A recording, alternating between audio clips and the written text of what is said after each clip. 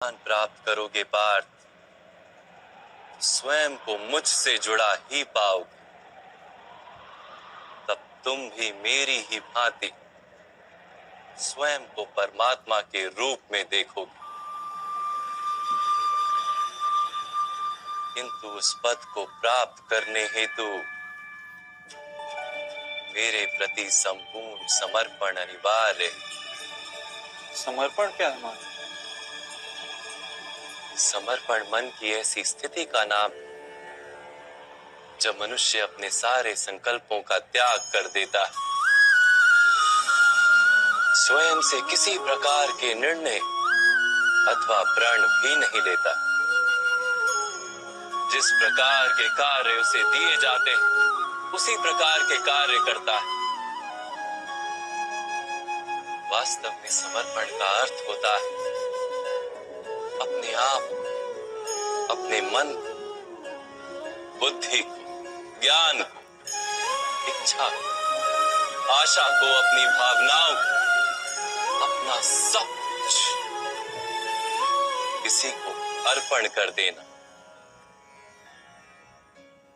और ऐसे समर्पण को भक्ति कहते हैं।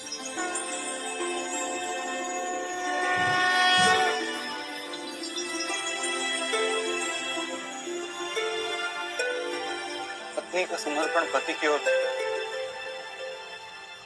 एक योद्धा का समर्पण सेनापति की ओर, एक शिष्य के हृदय में गुरु भक्ति होती। क्या ये सारी भक्तियां एक समान?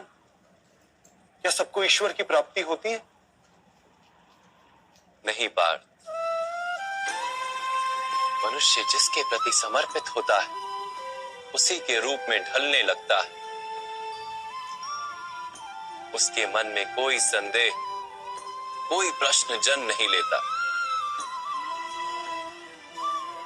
किसी दुष्ट के प्रति समर्पण उस मनुष्य के कार्यों को दूषित कर देता है। अंगराज कर्ण ने धर्म को चाहे हुए भी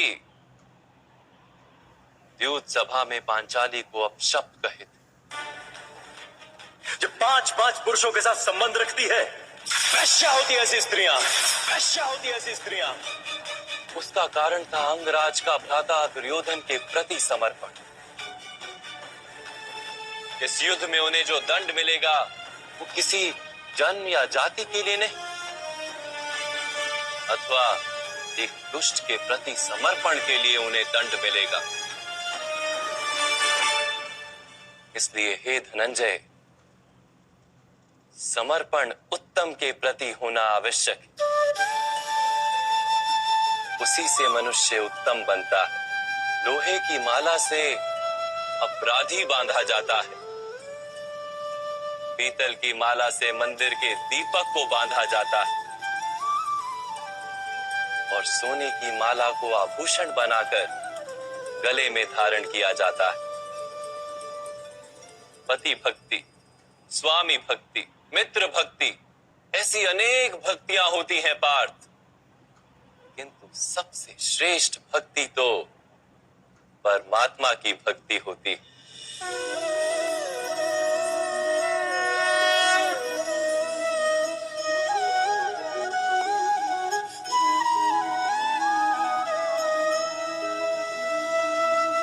परमात्मा की भक्ति का सांख्य अथवा कर्म योग से क्या संबंध? सांख्य योग के कारण मनुष्य स्वयं को आत्मा के रूप में जानता है। कर्म योग से वो जीवन के बंधनों से छूट जाता है, और भक्ति के कारण मनुष्य को परमात्मा के वास्तविक रूप का ज्ञान होता है। परमात्मा के ज्ञान से मनुष्य जन्म मरण के फेरों से छूटकर सच्चिदानंद स्वरूप को प्राप्त कर लेता है। परमात्मा में समाकर स्वयं परमात्मा हो जाता है। जैसे जल की छोटी सी बूंद जब सागर में मिलती है तो स्वयं सागर बन जाती है। अर्थात इस शरीर का कोई महत्व ही नहीं है माता। अवश्य महत्व है पार्थ। शरीर के माध्यम से ही मनुष्य को परमात्मा का साक्षात्कार होता है। मृत्यु और नए जन्म के बीच के समय में आत्मा के ज्ञान में वृद्धि नहीं हो पाती। इस जन्म में प्राप्त अनुभव, ज्ञान, विचार और अभ्यास को लेकर आत्मा नया शरीर धारण करती है। आत्मा की प्रगति और अधोगति शरीर में रहकर ही संभव है।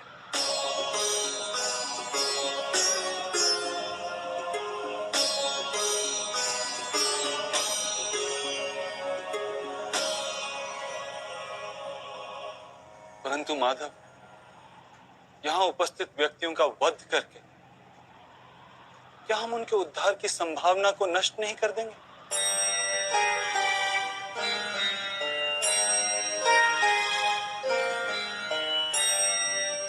हमारे शत्रु धर्म की मर्यादा को तोड़ चुके हैं पार्थ।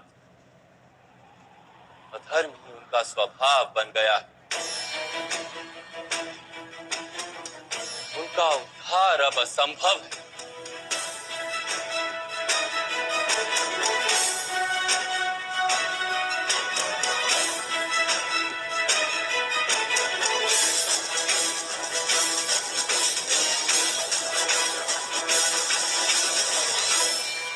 अपराधी को एक सीमा तक ही उद्धार का अवसर दिया जा सकता है।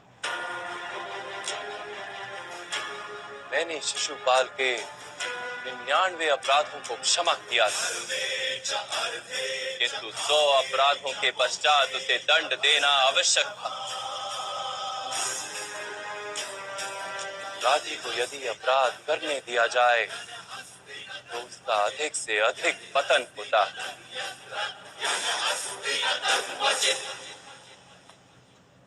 उसे अधर्म से रोकने में ही करुणा है धनंजय।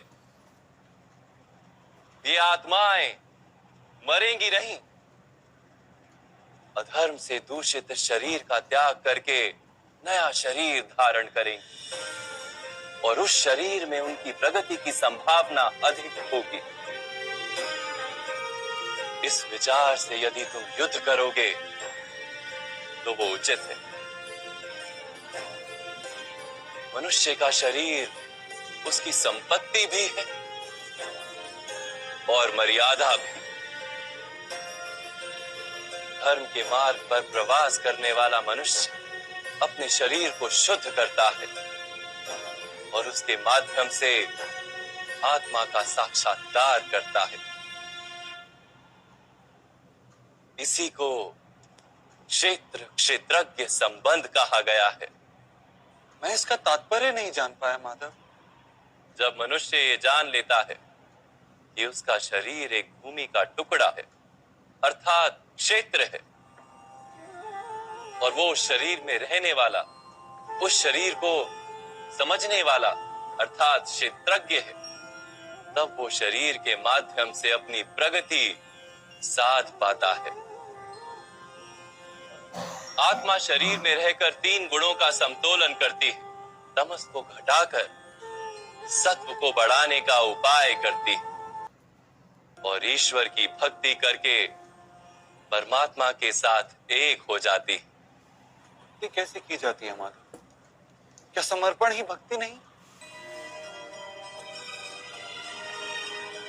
नहीं पार्थ, समर्पण तो भक्ति का प्रथम चरण है। वास्तव में भक्ति किसी कार्य का नाम नहीं, वो तो केवल मनस्थिति का नाम।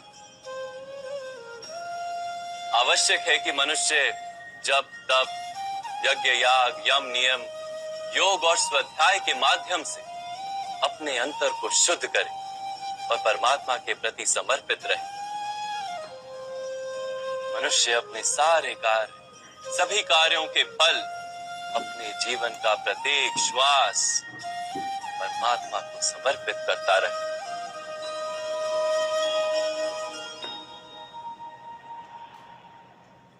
यदि भक्ति केवल मन की स्थिति, तो जब तब आदि का क्या महत्व है माधव?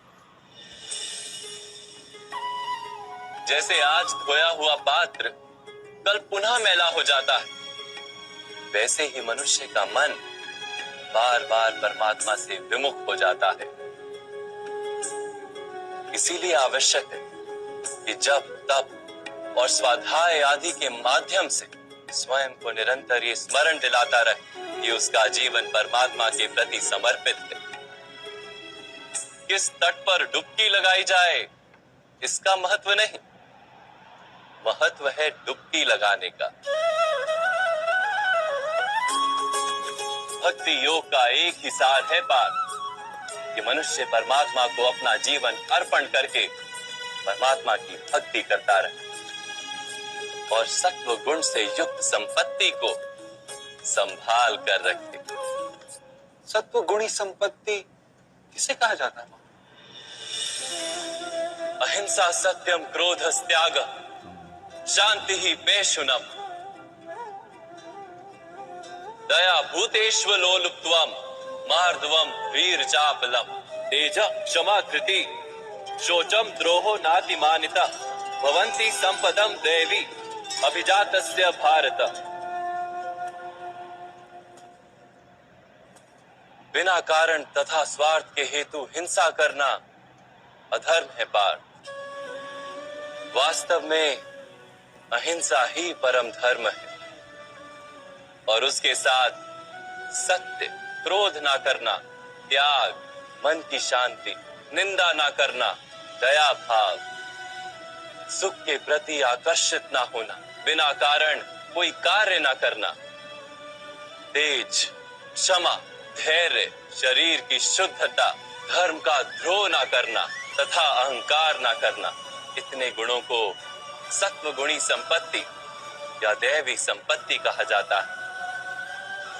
इसी से मनुष्य परमात्मा की अर्थात मेरी भक्ति कर पाता है, जीवन के कर्तव्यों का वहन करता है, धर्म की स्थापना करता है और कर्म के फल की आशा का त्याग करके जीता है। उसे मैं निस्संदेह इस जन्म में संतोष देता और मृत्यु के पश्चात अपने ही अंतर में स्थान देता हूं।